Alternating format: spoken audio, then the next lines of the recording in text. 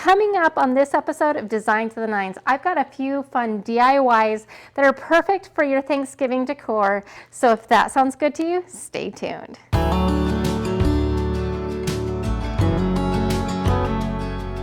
Welcome to Design to the Nines. I'm Natalie Callahan, and if this is the first time we're meeting, welcome to my channel. If you enjoy videos about DIY and home decor, then you are in the right place, and I'd invite you to stick around by subscribing to my channel below and make sure you hit that bell notification so you don't miss out on any of my episodes. So for this week's episode, I've got something fun in store for you. We're going to be doing some DIYs that we're going to be using on my buffet table, and this is a continuation of my Thanksgiving/Friendsgiving tablescape that I did last episode. So you're going to want to make sure you watch the series of them. There's going to be 3 of them, and it's going to be a lot of fun. For this week's episode, I have partnered with Cricut. I'm so excited that some of my projects today will include Cricut made projects. I am loving my Cricut so far, so I'm excited for those. But there will be ways that even if you don't have a Cricut, you can still do these projects. So let's get started. So my first DIY is the interactive name cards that I told you about in last episode in the tablescape. And I'm going to show you how to make them now. And I'm going to show you how to avoid a pitfall that I had because I messed up on my first attempt. I'm going to show you a little trick to try to avoid that on your own. So the front side is going to have the guest's name, and on the back side is going to be chalkboard painted. So the idea is that the person will write what they're grateful for this year on the back, and then they can erase it and redo it what they're grateful each and every year. So this is something that you could pull out every year and just be kind of a fun little element. And then I've got a little thankful tree that I'll show you that's super easy to put together. So this is going to be really inexpensive. First of all, you get these little cutouts, these leaf cutouts at Dollar Tree, and they come in a package of 5. So I'm going to show you how I put that together. So I actually used my Cricut, but you don't have to do that. You can freehand the name on the front with a paint pen or even a permanent marker. But I'm going to be using a stencil that matches the font on the plates. And I had an oopsie-daisy, and I'm going to show you how to overcome that oopsie-daisy. So let's go onto the computer, and I'll show you how I designed this on Cricut Workspace. Start out by typing in your guest's name. The font I use that matches the font on our DIY Williams-Sonoma Friendsgiving appetizer plates is Delato de Stato off of dafont.com. To easily find this in the Cricut Design Studio is simply by searching the font name up top after you've installed it on your computer. Once you have the font you want, adjust the size. I made mine about 3/4 inch tall. Place a rectangle behind each name. To cut your stencil, make sure you select no fill option at the top. Then drag the 2 layers of each name out of your rectangular stencil and delete them, leaving you with your stencil to be cut, and hit Make It. Make sure you are connected to the machine and follow the prompts. Make sure you use removable vinyl or stencil vinyl. Now, if you don't have a Cricut machine yet, no worries. You can easily print out your names and either do the image transfer technique or graphite paper transfer methods you have seen me do on here before. I will provide links for those episodes below. Or you simply can take a paint pen and freehand your guest's name as well. Before you apply your stencil, I sprayed one side of the leaves in black chalkboard paint and allowed that to dry. Then apply your stencil as seen and use painter's tape to tape off any areas that are not covered by the stencil. To avoid your paint from bleeding, as happened to me in my first attempt, you can either seal the whole leaf or spray sealer to seal the edges. I think Mod Podge could also work for this step. Then spray paint with a little more of your chalkboard spray paint and just add the twine that already comes with the package to the top to hang them from. So for my next DIY, I am going to be making a menu board for my buffet table that will just have the menu of what we're eating for Thanksgiving. I've already made the vinyl right here. I didn't do the best job ever getting the transfer tape on it. So how are we going to do this?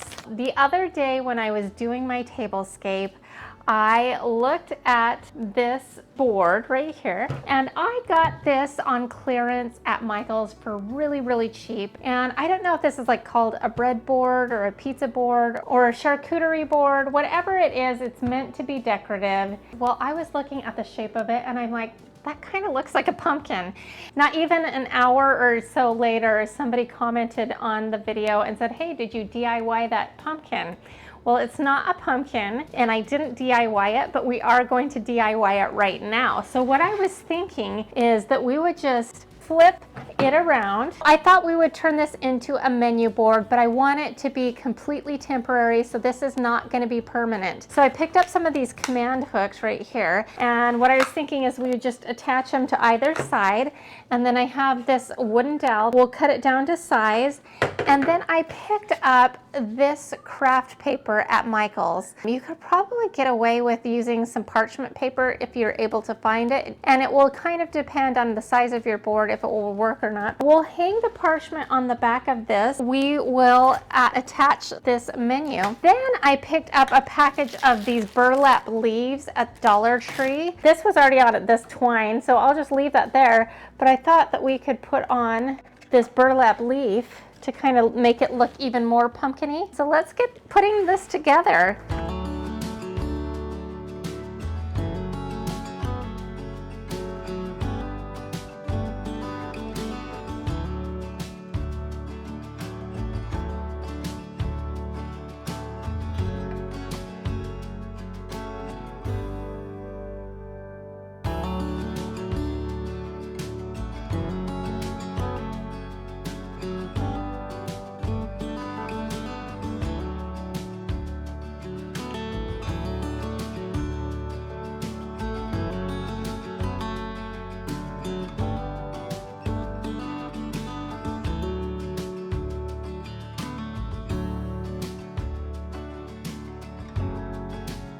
My last DIY is I'm going to do a thankful banner to hang on my mirror. I actually used my Cricut to also cut out these letters, but you could definitely just cut some letters out, so it's really a pretty easy idea.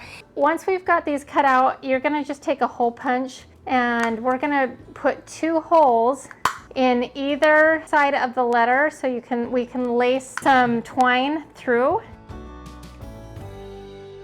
Okay, so now it's time to hang our banner. I'm just going to tape it to the back of my mirror using some painter's tape. All right, so I'm really happy with this. It's really cute. I like the simplicity of it. I think it's great.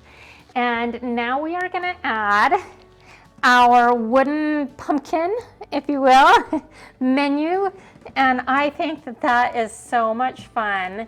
Now, the way you would do this if you don't have a Cricut is just, you could just make up a menu, print it out, and then glue it on, or you could also freehand it, and that would be perfectly fine as well.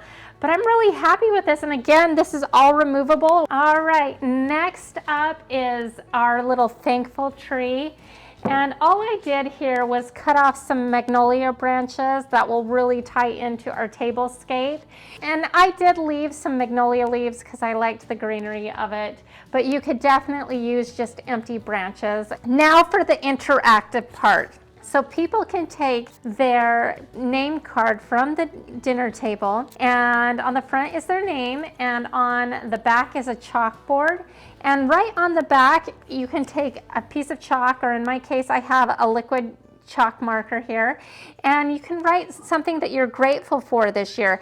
And then you can reuse it again next year, because you can just simply erase it and next year reuse it. So it's something that you could use every year and could really become a family tradition. Then we'll hang it on our tree.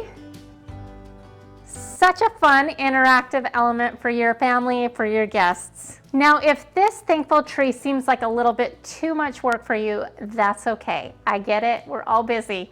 You're going to want to check out last year's Tablescape for Thanksgiving episode, because I do have like a printed out paper poster with paper leaves, still interactive, still so much fun, and a little bit less work. Now, again, all I did was cut out the branches and add some split peas and put it in a vase, and that's what's holding holding it, and that also ties in with our tablescape. Now it's time to fill it in a little bit, and I'm going to start out by putting a stack of books that have been covered in like a craft paper, which actually ties in nicely with our menu. We'll take our pumpkin topiaries that I did in this episode right here. I'll make sure I'll put the link as well in the description, so don't worry. That was an exciting episode.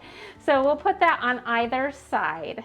Next up, I have this beautiful pie dish that I got from Michael's last year on clearance. It was a really great price, and it kind of has that matte black, kind of like the finish that's on the chalkboard charger, so that really pulls our tablescape over to here. And then we're going to use the other magnolia cake stand. Remember we have the other one on the centerpiece, and we are just going to kind of nestle that right into here.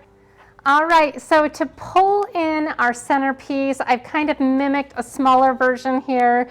We've got another basket with some chalky green pumpkins and mixture of greenery. And we made this sign along with the Magnolia Home knockoff cake stands a while back, and we're just gonna tuck that into here.